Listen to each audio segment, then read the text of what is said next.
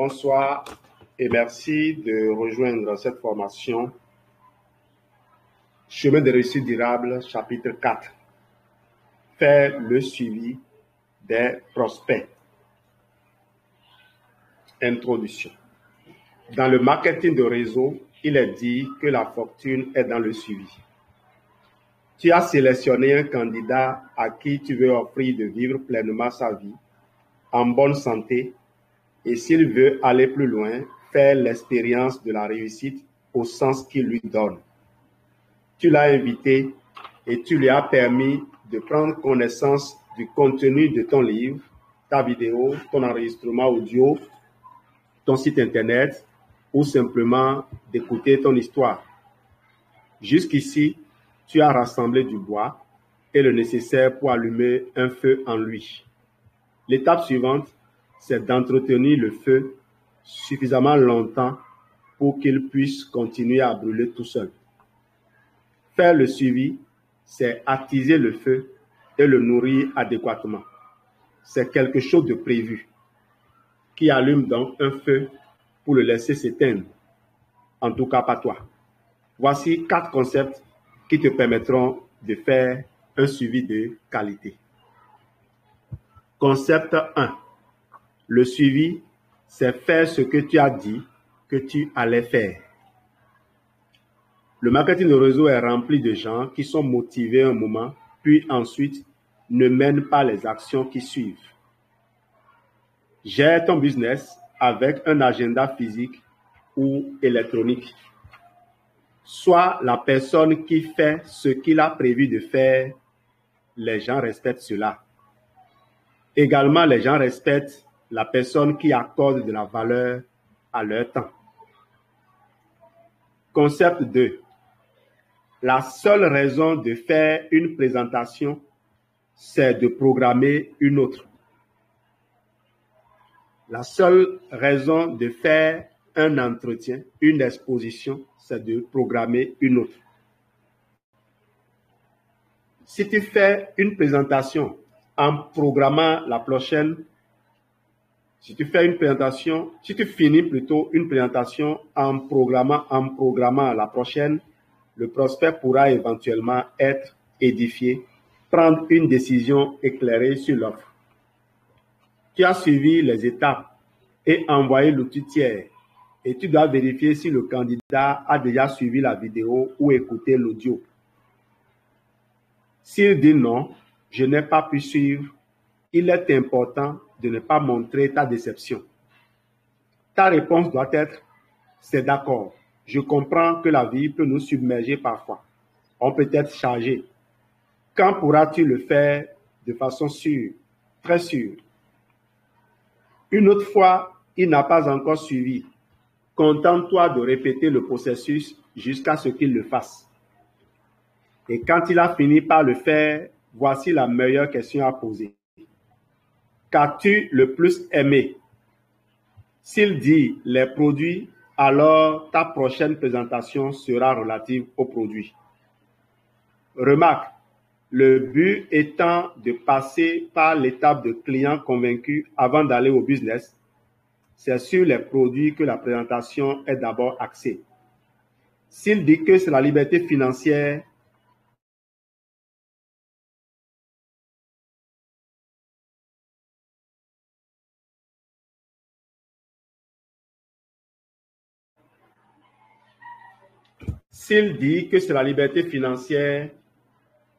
tu feras ta prochaine présentation sur l'opportunité. Autre belle question à poser. Sur une échelle de 1 à 10, 1 signifiant aucun intérêt et 10 que tu es prêt à commencer, où te situes-tu? Avec une telle question, toute réponse différente de 1 est bonne, quel que soit le nombre choisi. Contente-toi alors de lui demander comment tu pourrais l'aider à atteindre un meilleur score. Cela dépendra alors de sa réponse à la question « Qu'as-tu le plus aimé ?» Si la réponse est très positive et le nombre très élevé, tu peux passer à l'étape suivante. C'est l'étape de la finalisation que nous allons couvrir au prochain chapitre. Si ce n'est pas le cas, programme la prochaine exposition, prochaine entrevue. Il veut peut-être essayer le produit, tu les y aides et tu prends un rendez-vous de suivi. Tu mets une date. Il veut comprendre le plan marketing. Vous faites un programme pour le passer en revue. Juste les points essentiels. On s'arrête au maximum au grade d'animateur. Quand il va s'engager, vous verrez plus. Il veut en discuter avec son conjoint, sa conjointe. Donne-leur du matériel qu'ils peuvent visualiser ensemble et fixe une date à laquelle le suivi doit être fait. Quoi qu'il en soit, tu ne finis jamais un entretien sans en planifier un autre. Si tu ne le fais pas, c'est terminé. C'est ce qui m'arrivait à mes débuts. Je peux amener quelqu'un à suivre une présentation. Quand il l'a fait, je posais la question, qu'en pensez-vous? Il répond habituellement quelque chose comme « je vais te revenir » ou « je vais te le faire savoir » ou quelque chose de similaire. Et ils s'en vont. Quand j'essaie de les rappeler, je ne faisais que les ennuyer. Ça me rendait mal à l'aise. En changeant d'approche, tout a changé. N'oubliez pas de rassurer le candidat à chaque fois que c'est nécessaire, que son oui ou son non sont toutes de bonnes réponses pour vous. Concept 3. Cela prend en moyenne 4 à 6 présentations pour la personne ordinaire de s'engager. Tu ne veux pas mettre trop de pression sur tes prospects et sur toi-même. Il faut intégrer que la seule raison de faire une présentation est de déboucher sur une autre. La présentation, pour moi, c'est une série d'invitations. Quand tu vas avec quelqu'un pour l'inviter à assister à un mariage, tu n'as aucune idée des émotions qu'il peut ressentir réellement le jour J, mais tu peux l'imaginer pour savoir quelle histoire lui raconter afin de le motiver à venir. Dans la culture du MLM, dont la philosophie est certains diront oui, certains diront non, peu importe. Au suivant, les gens accrochent une personne et si elle ne démarre pas immédiatement, passent à d'autres et ne reviennent jamais à cette dernière pour un suivi. Dans plusieurs cas, ils vont loin en dégradant la relation avec leurs prospects par leur attitude. Les professionnels comprennent que cela prend environ 4 à 6 expositions pour qu'une personne moyenne devienne engagée. Le but, c'est éduquer et comprendre. Éducation et compréhension. C'est difficile d'éduquer quelqu'un sur une séquence. Il les mène à travers un processus fait de plusieurs séquences en espérant que ça va finir par coller. Dans ce processus, ils construisent une relation plus solide avec le prospect. Ils renforcent leur amitié. Cela permet de bâtir la confiance et les gens aiment travailler avec des personnes de confiance. 4 à 6 est une moyenne, ce qui veut dire que pour une personne qui s'engage dès le premier entretien, il y aura une autre qui va demander 10 présentations avant de s'engager. Vous ne savez pas combien de tentatives il faut pour chaque personne, c'est tout. Certains meilleurs networkers ont été prospectés sur plusieurs années avant qu'ils ne se décident finalement. Maintenir ton sens de l'urgence, mais rester patient, c'est la clé. Concept 4. Rapproche les expositions pour plus de résultats. 3 catégories de prospecteurs. Les poseurs, les amateurs et les professionnels. Les poseurs prospectent quelqu'un une fois et passent à autre chose. Les amateurs prospectent quelqu'un à travers plusieurs entretiens et expositions au fil du temps. Les professionnels concentrent ces entretiens dans le temps le plus court possible. Les gens sont très souvent très occupés. Ils sont distraits par la vie.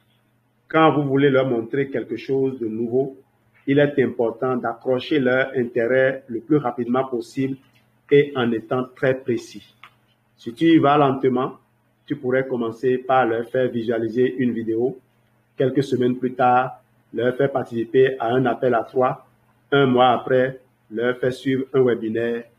Puis après, les passer au travers d'autres séries de présentations. Remarquez que nous avons conçu nos différentes plateformes pour aider les personnes qui ne veulent pas sortir de chez eux à atteindre ces mêmes résultats. Aujourd'hui, nous avons un outil appelé FFP 360 qui permet de faire un business global. Moi, j'ai encore reçu un prospect qui s'est inscrit sur ma plateforme.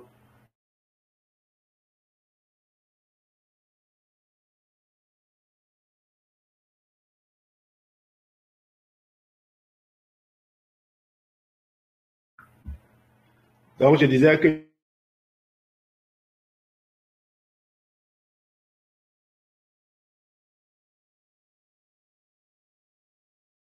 j'ai encore reçu un prospect qui s'est inscrit sur ma plateforme aujourd'hui.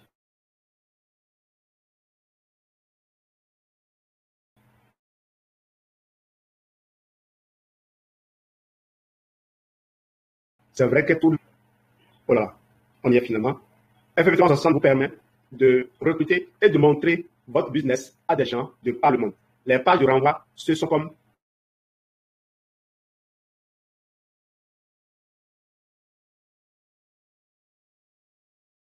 des mini-sites Internet, Facebook et autres, quitte à ce que si quelqu'un demande de quoi le plan marketing, là, qu'est-ce que c'est, vous pouvez lui donner juste le lien de votre FFP 360 et la personne ira parcourir le document et vous revenir.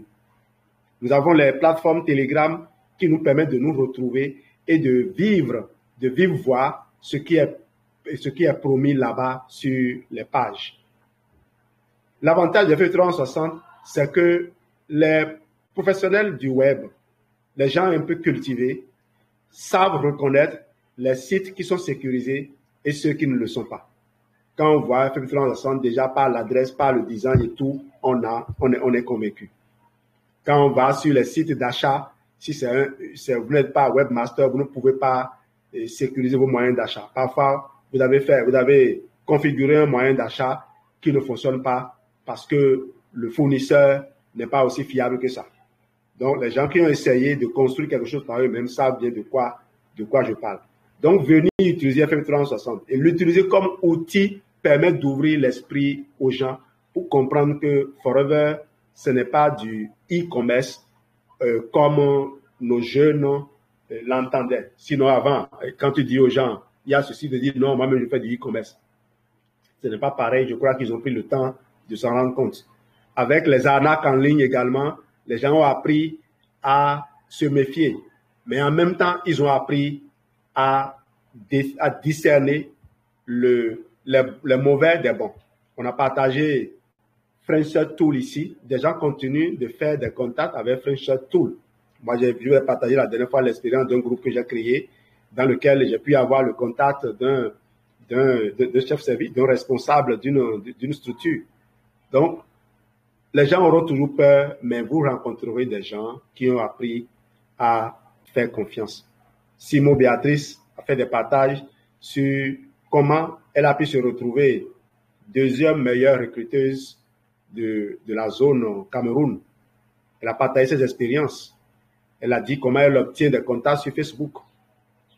Geneviève a souvent fait ça aussi, mais pas de la manière dont Béatrice est en train de la faire. Nous allons étudier tout ça et partager également. Tout ce qui nous tombe sous la main, on partage. Mais désormais, je ne partage qu'avec des gens qui sont engagés. Parce que vous voyez, si une équipe de football est sur le terrain et qu'il y a des joueurs qui ne veulent pas se donner et qui ne vous disent pas la vérité, ce n'est pas bien. Il y en a même qui se transforment alors que c'est un défenseur, c'est lui qui vous marque le but. Il se transforme en attaquant. Vous croyez que vous avez un défenseur, vous avez confiance en lui, le ballon vient chez lui, il va même tirer sur votre gardien. Donc, sur un terrain de football, on a besoin de s'assurer que tout le monde est engagé. Engagé, c'est quoi? Je ne peux pas faire plus de 2 CC, mais je m'engage à faire au moins 1 CC. Ça, c'est déjà un engagement. Je ne peux pas faire plus d'un CC, mais je m'engage à faire 0,3 CC. Ça, c'est un engagement. Mais je m'engage à faire 4 CC, à faire 5 CC. Et à la fin, tu fais 0, sans rien dire, tu te caches même, tu disparais. Au moment le plus important, ça, on appelle ça une trahison. Nous faisons un travail d'équipe et ce que vous faites, on vous le fera. Et personne n'a envie que son équipe soit retardée. Donc, si je me débarrasse aujourd'hui d'un animateur adjoint ou d'un animateur, d'un non-manager qui ne tient pas ses promesses, c'est simplement parce que je n'ai pas envie de perdre mon temps à construire un manager qui va souffrir par la suite. Je préfère construire 2 ou 3 managers qui se développent continuellement que de m'encombrer avec des managers qui vont se retrouver à faire difficilement 4 CC ou 12 CC. Merci de votre excellente attention. Place aux questions.